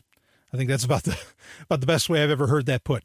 U.S. researchers' efforts to target Apple's products, as well as those from competitors like Microsoft, were presented at a secret annual CIA-sponsored conference known as the Jamboree. In a presentation from 2012, researchers from Sandia Labs gave a talk titled Straw Horse, Attacking the macOS and iOS Software Development. In it, they showed how a compromised version of Xcode would allow spies to siphon off iPhone and iPad data, create remote backdoors on connected Mac computers, and disable core security features on Apple devices. It's not clear how spy agencies would get developers to use the compromised version of the software, however. A separate presentation showed how a modified OS X updater could be used to install keyloggers on Mac computers. Another from 2011 discussed different methods that could be used to hack Apple's Group ID, one of the two encryption keys that Apple places on its mobile devices. One method involves studying the electromagnetic emissions of the GID to extract the encryption key, while another focused on a method to physically extract the GID key, according to leaked presentation notes. The documents do not specify how successful or not these methods have been, nor do they give any examples of specific hacks carried out by the CIA and other U.S. intelligence agencies. Quote, "Spies gonna spy." Stephen Bullivant, a computer science professor at Columbia University and former chief technologist for the FTC, told The Intercept, quote, "I'm never surprised by what intelligence agencies do to get information. They're going to go where the info is, and as it moves, they'll adjust their tactics. Their attitude is basically amoral. Whatever works is okay," end quote. So, yeah, this story didn't go into a lot of depth on the matter, but this X code was essentially, or this faux X code, this false X code was designed to where it would actually, like, it would spread. Like, it would replicate itself. I mean, it was a really, really huge issue. And it's about the worst thing that could go wrong is the basis for all of your apps, which is X code, would be compromised to where it would constantly send data, back to home base, whether that home base is Apple or the NSA. So, and there's not a whole lot of information whether or not that's been totally successful. But this is a really, really bad deal. And please, if you think that they didn't try the same shit on Android, you're kidding yourself. Okay. I mean, you really are. Even the open source nature of it, I don't think it's an issue. So, I mean, it raises a lot of questions. Was Apple complicit in the matter? I think most would hope not, but who knows? Apple likes to claim that they don't need your information. That they make plenty of money off of the hardware, but do they have to play ball with the governments? Well, they had their warrant canary, and I believe that warrant canary was taken down. So it raises the question. I do take issue with the fact this one, the things relative to smartphones, maybe those should have been released first. I understand the slow release that happens because it makes whatever, the NSA or GCHQ claims, it makes it irrelevant because they'll say, well, we never did this though. And then a new Snowden release will come out and say, yes, you did, and I really do wish though that this kind of information should have come out 2 years ago or, a year ago, however long ago that was. This information should have been out really, really fast because this is underpinning like everything on a smartphone, that's a real problem. And it highlights more the fact that, again, smartphones are really not very secure systems. Now, this would also affect tablets. But then, in that case, you want to go with the most open source system you can find and hope that people look for it. Now that this information's out, I think people will be looking, even developers will be looking into, hey, what other, mimicked versions of underlying code have been infected. So I'm glad it's out there, but this really should have been released a whole hell of a lot earlier. The other story I want to bring up, and actually a listener telegrammed me the PDF from the Wall Street Journal because you have to get a paid subscription. I don't have that, and the listener did, and so thank you so much for that. And that was more to do with the CIA, which the CIA gave Justice Department secret phone scanning technology. Now, I think we might have previously, touched on this before, but I think it creates a very complete picture of just how, screwed smartphones are in many ways. So let's read a little bit of this. The Central Intelligence Agency played a crucial role in helping the Justice Department develop technology that scans data from thousands of U.S. cell phones, part of a little-known high-tech alliance between the spy agency and domestic law enforcement, according to people familiar with the work. Together, the CIA and the U.S. Marshals Service, an agency of the Justice Department, developed technology to locate specific cell phones in the U.S. through an airborne device that mimics a cell phone tower. These people said, today the Justice Department program, whose existence was first reported by the Wall Street Journal last year, is used to hunt criminal suspects. The same technology is used to hunt terror suspects and intelligence targets overseas, the people said. The Justice Department program operates specifically equipped planes that fly from 5 U.S. cities with a flying range covering most of the U.S. population. Planes are equipped with devices. Some past versions were dubbed as dirt boxes by law enforcement officials, which tricks cell phones into reporting their unique registration information. In that way, the surveillance system briefly identifies large numbers of cell phones belonging to citizens unrelated to the search. The practice can also be briefly interfere with the ability to make calls.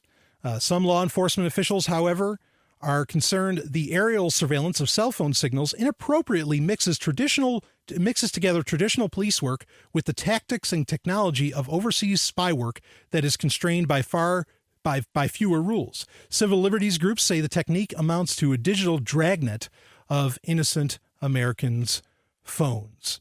And so the point really that I want to bring, that I want to go full circle with here is that in large part, now we talked about earlier, about getting beyond the hardware and, relying much on the software. The point being here is that I really want to, I keep driving home, something I've been driving home for weeks, actually for months, is we need multiple internets, right? Well, okay, I'm going to try and stop talking about that. Maybe people are sick of me saying that. But the point I really do want to bring to life for you with this Xcode story and with these dirt boxes from these dirt bags, well, that came out wrong. But these dirt boxes is that, smartphones, if you are looking for that really private, implementation, or if you are looking to put an end to the surveillance state in general, relying less on these devices is key because they are relying on, believe me, I said this before, I'm saying it again. The NSA and the CIA are relying as much upon you using them, okay, as they are relying on it for their work. And they are spreading that around to the police. It's not just the NSA using this stuff anymore. Now we have clear stories that is being done all across the board. Okay, so relying less on just this constant, sending them this constant stream of information. Okay, unless somehow, we made software that sent bullshit information up, that'd be great. Okay, but relying less on that is such an easy way to really, really thwart the surveillance state. I can't recommend doing that enough. I know we're so used to being interconnected, but, would it really hurt for people to get used to the fact that, well, I'm not going to answer this right away? I don't think it hurt anybody. If, we slowed things down, not technology. No one's talking about slowing down the movement of technology, but I'm talking about slowing life down a little bit, taking a breather. Okay. And, not having that goddamn thing in your face all the time. I think there's real advantages to siphoning oneself away, from this constant, interconnectivity as it stands, with the surveillance state in place. Sending them less information is maybe as powerful as any form of encryption could be. And I know the answer always is, well, if my phone doesn't send it, somebody else's will and all that stuff. Well, that's why you make it a mainstream point. And get it across as like, we don't always have to be connected, whatever. I mean, and there's great potential for being constantly connected. We can talk about that in future episodes of Sovereign Tech, no doubt. Okay, but the surveillance state in place, if you're looking to do some form of activism, one of the easiest things you can do is stop sending the surveillance state a shit ton of info.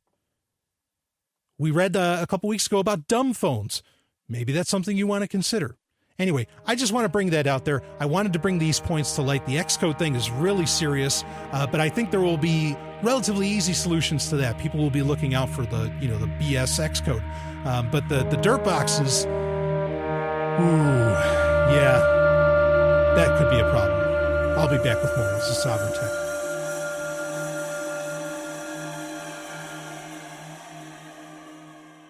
Babylon 5 ended a great war and united 100 alien races in peace. Danger didn't die.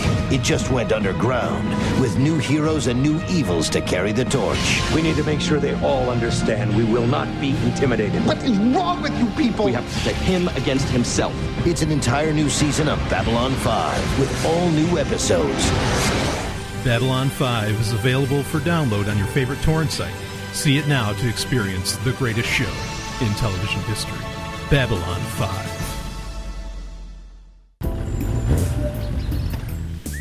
Oh, we made it. They're not kidding when they say you're the best, Mr. Sovryn. Oh, Elizabeth, you haven't seen anything yet. Oh, really? Really? Why don't I show you? Right here? Out in the woods? On the bike? Elizabeth, I can rise to any occasion. Ew, Brian.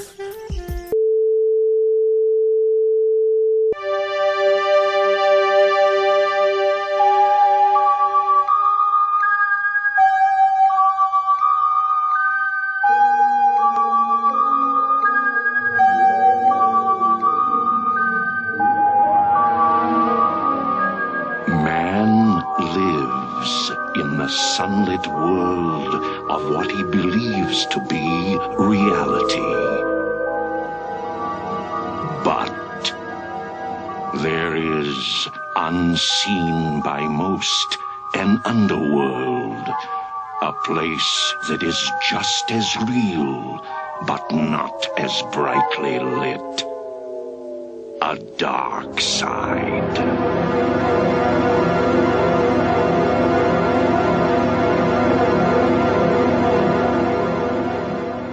Hello again, Sovereign Tech listeners.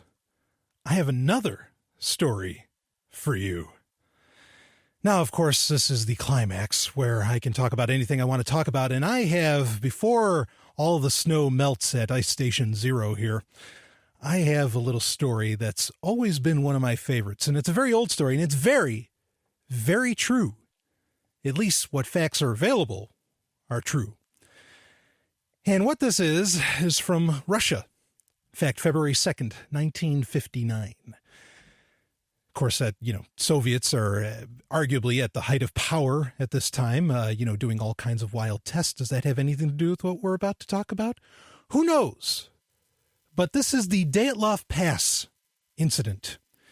An incident where 10 university students, actually ended up only being 9 of them. One of them got sick. And in fact, he died recently, just a couple years ago in 2013, I think he died. But the other 9 all went up a mountain in Ural. And in fact, I'm going to be terrible with pronouncing the name of it, but it's Kholat Syakhl, which means Mountain of the Dead. And there is a popular pass there, Dyatlov Pass. And they were just doing, these are university students. They were on break. This kind of thing gets done often in that area of Russia, or of the USSR at the time. And, nothing out of place. They just decided to go for a good hike. Women, men, and all of them were, again, they're university students, so they're all in their 20s. They're not physically unfit to be taking, such a travel. And when they get there, after a few days, after a couple weeks, suddenly they don't return. And nobody heard back from the students that went up Dyatlov Pass. So, and they were on their way. They were going to another area of the Ural Mountains, and they never showed up there. So everybody's just wondering, what's going on here, and after a couple weeks, people started to look into it. Others were called. Again, one of the, it was only 9 of the 10 that went there. And the person that was, that stayed behind because they fell ill, had some interesting insights into this, but we'll get into that in a minute. So the 9 students go up Dyatlov Pass, and what is known is that they set up a tent and did their usual camping, it would seem. Everything was set up, pretty standard at the campsite. But that's where the facts seem to end. That's where the reliable information starts to go out the door. But then we are left with what the teams, the Soviet police, even Soviet military, the investigation, what the investigation finds. And what they found were 9 people who were scattered all over this area. Some of them barely clothed, some totally naked, some with only one sock on, a couple of them, 3 of them, I believe, found in the ravine nearby.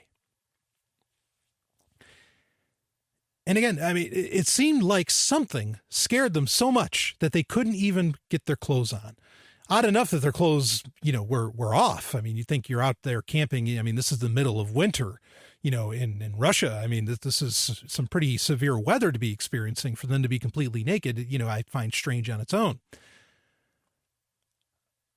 But the part that gets really weird is that it's not like they ran out the front of the tent. No. They cut the tent open from the inside.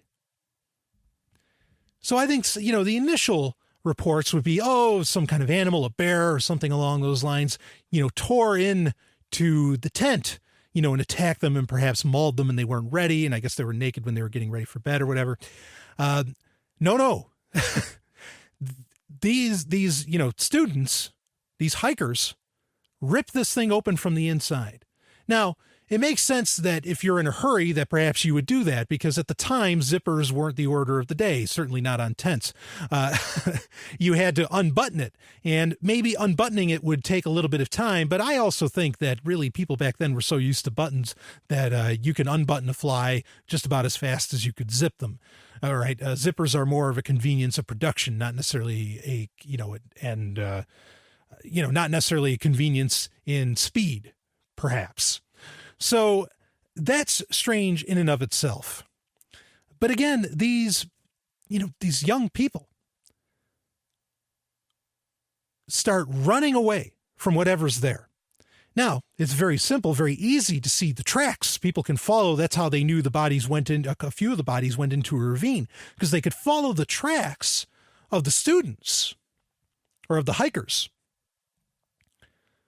But there's no tracks of anything else around. Those same tracks should have stood with, if something came in and attacked them, a bear, there'd be bear tracks or something like that. And that lends to one of the first explanations to this is that perhaps it was an avalanche of some kind that came down. And that, the students were already naked and that was them, the ripping out from the tent was them getting out of the avalanche because the avalanche would have covered the tent, and that snow had essentially melted away. But I think there's a lot of problems with that. First off, some of them did get away, and one of the people that got into the ravine, they just fell into the ravine. One of the bodies, though, that was found in the ravine must have climbed a tree and looked backwards as to, what was going on. Now, why would a hiker climb a tree, with practically no clothes on? Who knows? And largely the deaths all get chalked up to a degree of hypothermia. The people found in the ravine had broken bones, of course, and they knew somebody climbed a tree based upon branches that had come down. So what that person was looking back at, I have no idea. But also with the tent, I mean, there's just the evidence of it being an avalanche. There wasn't a whole lot there, to really show that off. Like, it seems like the ground was largely calm, other than the fact that, these 9 hikers just were running for what seems to be their lives and lives that they lost. So now, slight correction, 3 of these 9 did die from fatal injuries, and the other 6 they're chalking up to hypothermia. And that's the thing. Some of these, their faces appeared to have been beaten. And some of the evidence, I'll list off some of the evidence here found from the site. Let's see. Yeah, 6 of them died from hypothermia, 3 from fatal injuries. There were no indications of other people nearby in that whole area. Tent had been ripped from within, that's clear. Victims had died 6 to 8 hours after their last meal. Traces from the camp showed that all group members left the campsite of their own accord on foot. And then there was the theory that there was the indigenous Mansi people that may have came and killed them. The fatal injuries of the 3 bodies could not have been caused by another human being because the force of the blows had been too strong and no soft tissue had been damaged. Forensic radiation tests had shown high doses of radioactive contamination on the clothes of a few victims, and released documents contain no information about the condition of the skiers' internal organs, and there were, of course, no survivors of the incident. So that's part of the issue. Now, I mentioned one of them survived, because originally it was a group of 10 hikers, and the one that survived, Yuri Kunsevich, he attended. Granted at 12 years old, but he attended the bulk of the funerals for these hikers. And he recalls their skin having a deep brown tan that they didn't have before. Also, some of the hikers had gray or white hair and showed signs of premature aging. Some of the hikers' clothing, again, was found to be very highly radioactive. and another group of hikers that were 50 kilometers south of the incident, so they were a good distance away. That's why I say they weren't nearby, but they were a good distance away, reported that they saw strange orange spheres in the night sky to the north on the night of the incident. So also some reports suggest that there was a great deal of scrap metal in and around the area, leading to the speculation that the military had utilized the area secretly and may have been engaged in a cover-up. And so it's really, there's a lot there that a lot of people wonder about. Now, some people theorize that it was actually a lightning ball. That just, and those lightning balls literally can, it's a static ball of electricity that can just appear, and it can go through cloth without, setting it on fire, essentially, right? You'd expect a lightning strike to set it on fire or whatever, but a lightning ball can just appear.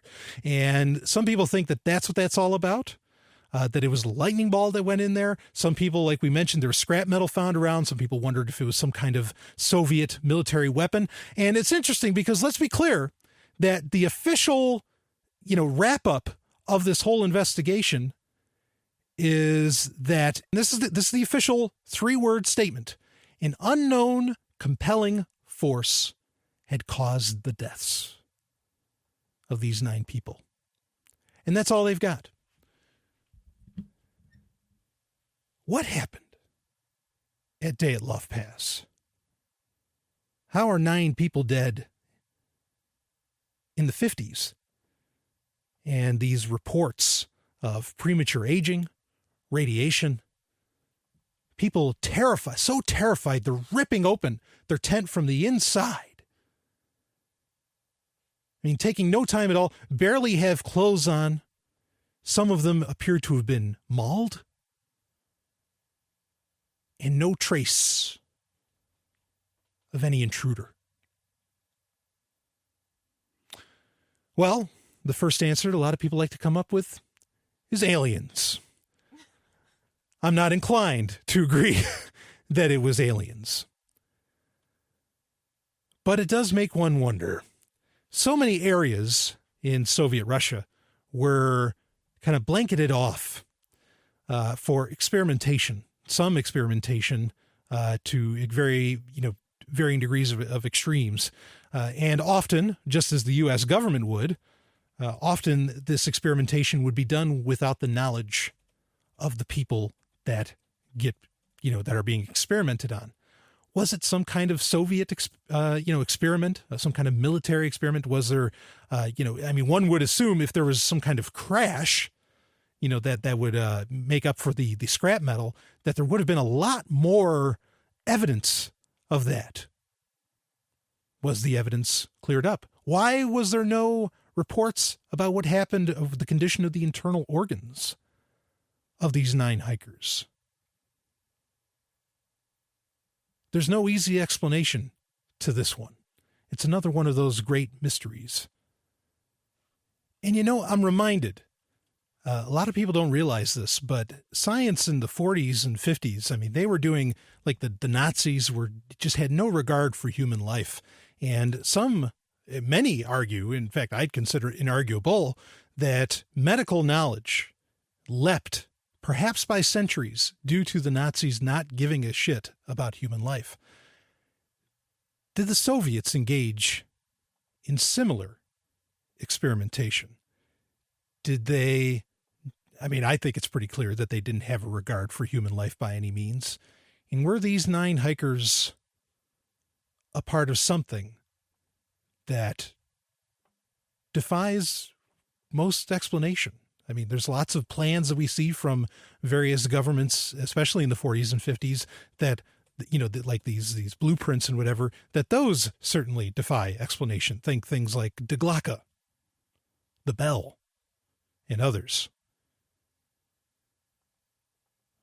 What did happen at Dyatlov Pass over 50 years ago?